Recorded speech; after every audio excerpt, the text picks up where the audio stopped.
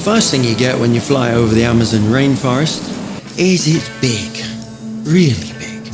I mean, I expected big, but this is enormous. Jungle everywhere for as far as the eye can see, and mostly flat because it sits in the Amazon basin. The rainforest, or Amazonia or Amazon jungle, is mostly broadleaf tropical rainforest that covers most of the Amazon basin of South America. This basin encompasses 7 million square kilometers, or 2.7 million square miles, of which 5.5 million kilometers, 2.1 million square miles, are covered by the rainforest.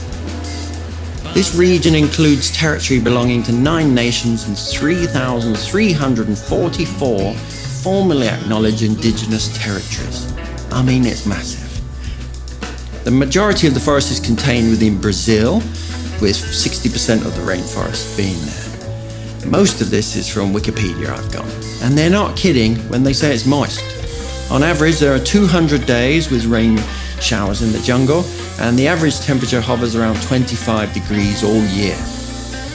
It's in the name, rainforest, and every time I've flown over it, I have kept live weather on, except when I need some clear skies, that is, and it's always raining when I fly.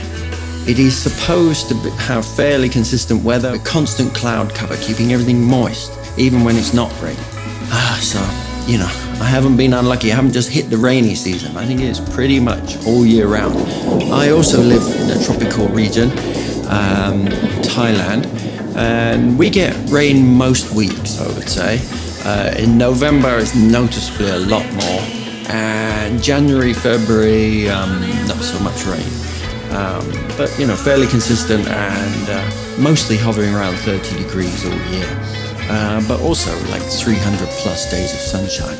But here, constant rain, it looks like, or at least constant humidity and moistness.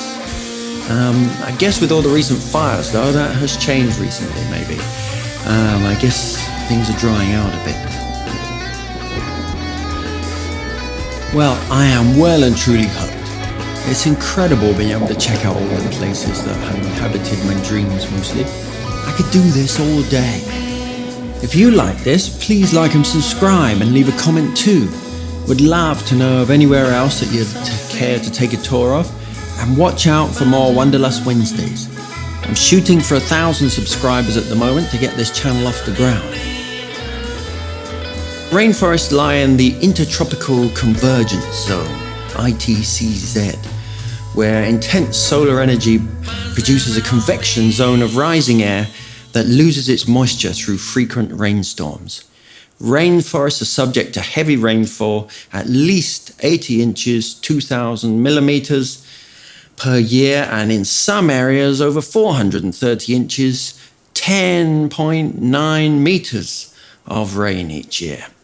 And obviously, this being such a vast forest, it creates its own climate, almost. I've seen somewhere else, I couldn't find it again though, but somewhere saying that trees can actually produce their own rain as well in a large rainforest. Anyway, after doing my reality check video at home on Koh Phangan with Flight Simulator, I feel confident that the picture that the Flight Simulator shows is accurate when we're looking here on the jungle. But I have to say the weather and varieties of clouds has blown me away.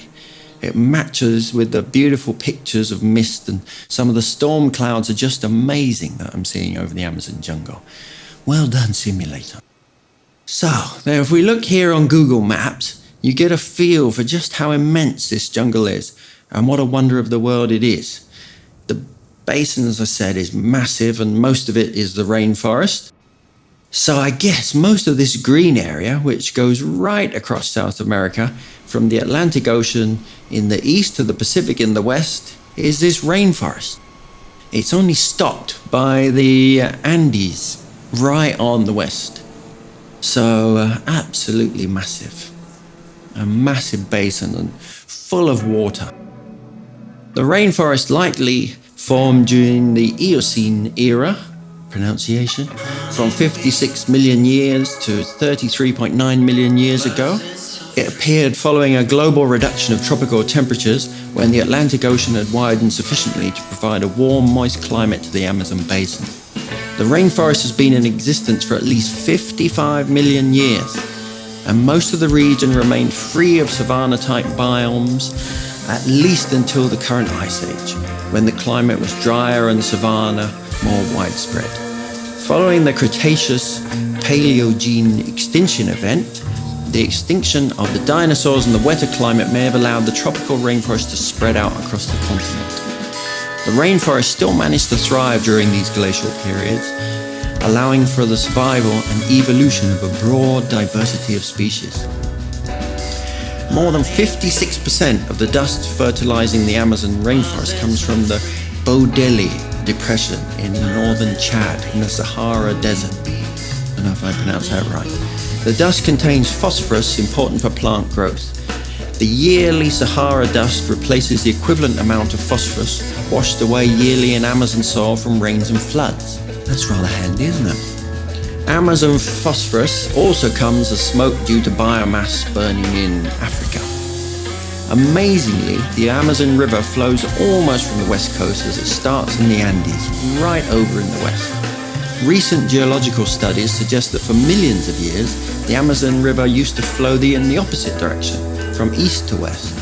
Eventually, the Andes Mountains formed, blocking its flow to the Pacific Ocean and causing it to switch directions to its current mouth in the Atlantic Ocean. The headwaters of the Apurimac River on Nevado Mizmi, probably said all that wrong, please correct me if I have been considered for nearly a century as the Amazon's most distant source, until a 2004 study found it to be the headwaters of the Mantaro River on the Cordillera Rumi Cruz in Peru. Definitely said that wrong. What I hadn't realized is just how much water there is. I mean, obviously there's a lot of water, but everywhere you look, the Amazon River isn't just long, it is massive in every sense. At an average discharge of about 2,009,000 cubic meters per second, that's 55 million US gallons per second, approximately 6,591 cubic kilometers per annum, greater than the next 7 largest independent rivers combined. The Amazon represents 20% of the global riverine discharge to the ocean. The Amazon basin is the largest drainage basin in the world, with an area, as I said before, of roughly 7 million square kilometers, 2.7 million square miles. The portion of the river's drainage basin in Brazil alone is larger than any river's basin, and it's all wet. At first I was following along the Rio Negro, which I mistakenly took to be the Amazon. It's so big itself, and turns out to be just a tributary, but it is also massive. There's countless tributaries, lakes and ponds. I soon realized that this was no job for the Diamond or the Icon A5 and switched to the Airbus. This is a lot of area to cover. I mean, imagine if your plane went down. Without some technology, I wonder your chances of being found. This is massive. Imagine what's in there. It's just incredible. So, in this vast wet space, life has flourished like nowhere else. Incredible, mind-blowing stats are constant with this place. Wet tropical forests are the most species-rich biome, and the tropical forests in the Americas are consistently more species-rich than the wet forests in Africa and Asia. As the largest tract of tropical rainforest in the Americas, the Amazonian rainforests have unparalleled biodiversity. 1 in 10 known species in the world lives in the Amazon rainforest. This constitutes the largest collection of living plants and animal species in the world. Just imagine what's in there, and imagine, I can't believe we found all that's in there. Incredible. The region is home to about 2.5 million insect species, tens of thousands of plants, and some 2,000 birds and animals. To date, at least 40,000 plant species, 2,200 fishes, 1,294 birds, 427 mammals, 428 amphibians and 378 reptiles have been scientifically classified in the region. 1 in 5 of all bird species are found in the Amazon rainforest, and 1 in 5 of the fish species live in the Amazon rivers and streams. Scientists have described between 96,660 and 128,843 invertebrate species in Brazil alone. The biodiversity of plant species is the highest on Earth, with one 2001 study finding 1/4 square kilometre, 62 acres, of Ecuadorian rainforest supports more than 1,100 tree species.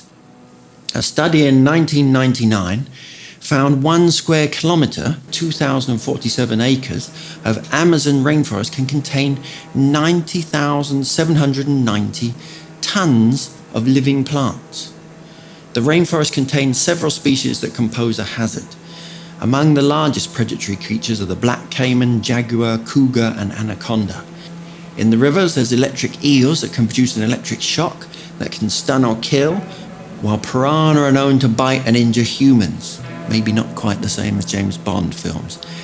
Various species of poison dart frogs secrete lipophilic alkaloid toxins through their flesh. Deforestation is the conversion of forest areas to non-forested areas. The main sources of deforestation in the Amazon are human settlement and the development of the land.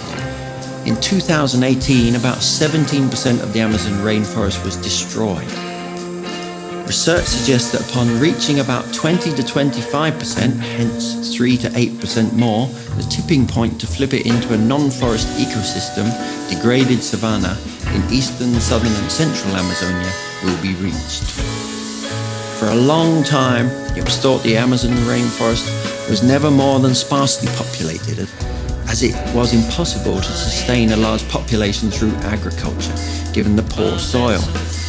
Archaeologist Betty Meggers was a prominent proponent of this idea, as described in her book, Amazonia, Man and Culture in a Counterfeit Paradise. She claimed that a population density of 0.2 inhabitants per square kilometre, 0.52 square miles, is the maximum that can be sustained in the rainforest through hunting, with agriculture needed to host a larger population. However, recent anthropological findings have suggested that the region was actually densely populated. Some 5 million people may have lived in the Amazon region in AD 1500, divided between dense coastal settlements, such as that as Marajo, and inland dwellers. By 1900, the population had fallen to 1 million, and by the early 1980s, it was less than 200,000. The first European to travel the length of the Amazon River was Francisco de Orellana, probably got that wrong too, in 1542. The BBC's Unnatural Histories presents evidence that Orellana, rather than exaggerating his claims as previously thought, was correct in his observations that a complex civilization was flourishing along the Amazon in the 1540s. It is believed that civilization was later devastated by the spread of diseases from Europe, such as smallpox. This civilization was investigated by the British explorer Percy Fawcett in the early 20th century. The results of his expeditions were inconclusive, and he disappeared mysteriously on his last trip. His name for the lost civilization was the city of Z or Z.